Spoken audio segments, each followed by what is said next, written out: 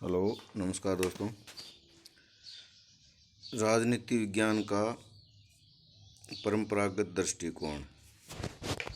राजनीति विज्ञान के जो दृष्टिकोण है, परंपरागत और आधुनिक दृष्टिकोण है। आज कल तो अपने एक सामान्य से परिचय पढ़ा था। अब राजनीति विज्ञान का परंपरागत दृष्टिकोण डिटेल में पढ़ेंगे। इसकी परिभाषा पढ़ेंगे, प्रकृति पढ़ेंगे तथा क्षेत्र पढ़ेंगे। पहले परिभाषा।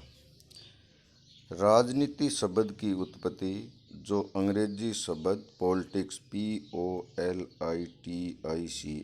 राजनीति को अंग्रेजी में पॉलिटिक्स कहा जाता है, का पर्यायवाची है ग्रीक शब्द पोलिस यानी यूनानी शब्द पोलिस से हुई, जिसका अर्थ है नगर राज्य।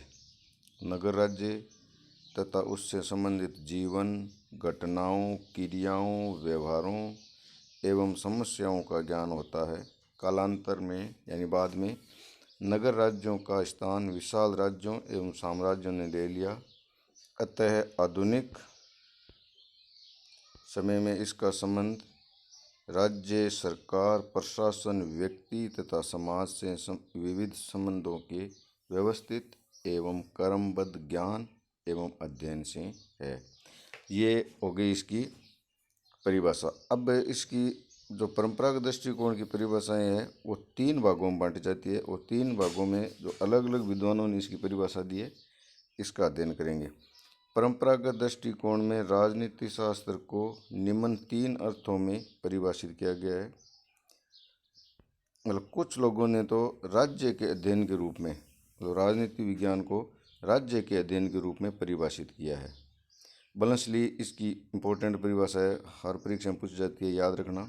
बर्नसली की परिभाषा है, राजनीति शास्त्र वह शास्त्र है जिसका संबंध राज्य से है, जो राज्य की आधारभूत स्थितियों, उसकी प्रकृति तथा विविध स्वरूपों एवं विकास को समझने का प्रयत्न करता है। बर्नसली की परिभाषा इम्पोर्टेंट है, याद रखना। गार्नर की परिभाषा भी बहुत इम्पोर्टेंट है, बहुत परीक्षाओं में पूछा गया है। राजनीति शास्त्र का आरंभ और अंत राज्य के साथ होता है।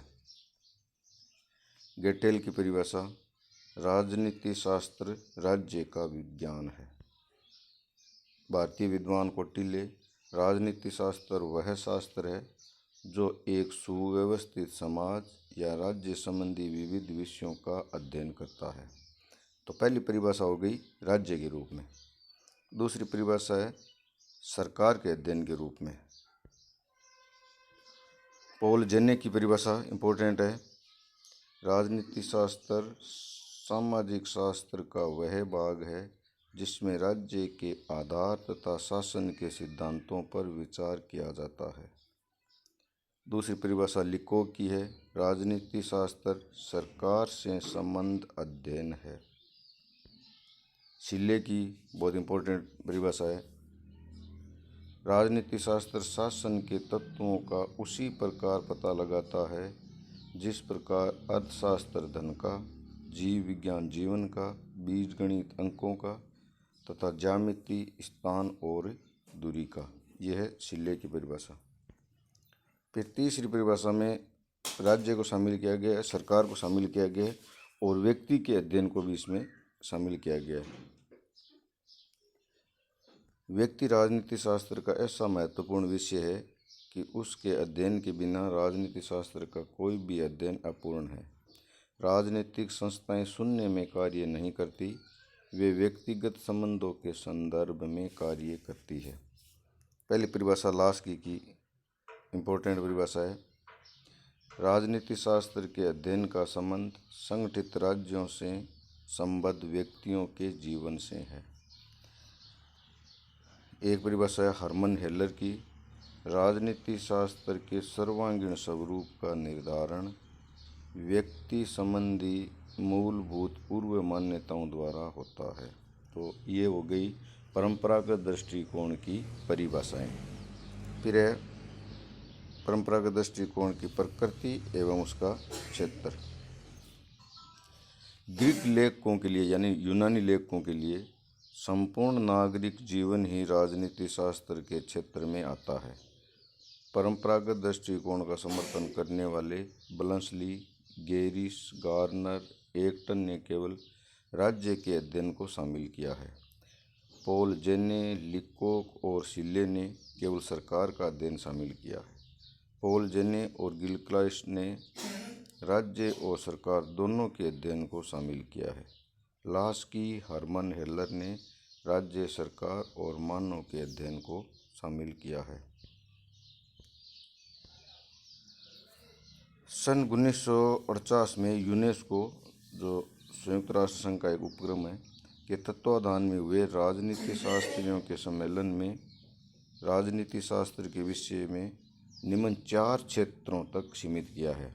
मतलब यूनेस्को ने राजनीति शास्त्र के में 4 क्षेत्र को सम्मिलित किया है। 1 नंबर राजनीतिक सिद्धांत, राजनीतिक सिद्धांत का इतिहास एवं राजनीतिक विचार का अध्ययन।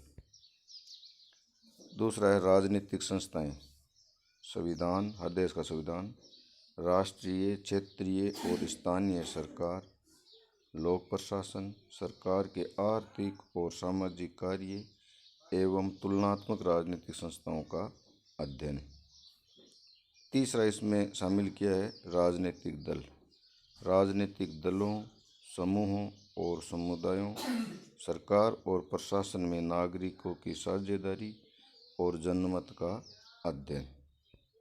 चौथा है अंतर्राष्ट्रीय संबंध, अंतर्राष्ट्रीय राजनीति, अंतर्राष्ट्रीय संगठन एवं प्रशासन और अंतर्राष्ट्रीय कानून का अध्ययन इसमें शामिल किया गया है। थैंक यू दोस्तों, अगले क्लास में मिलते हैं।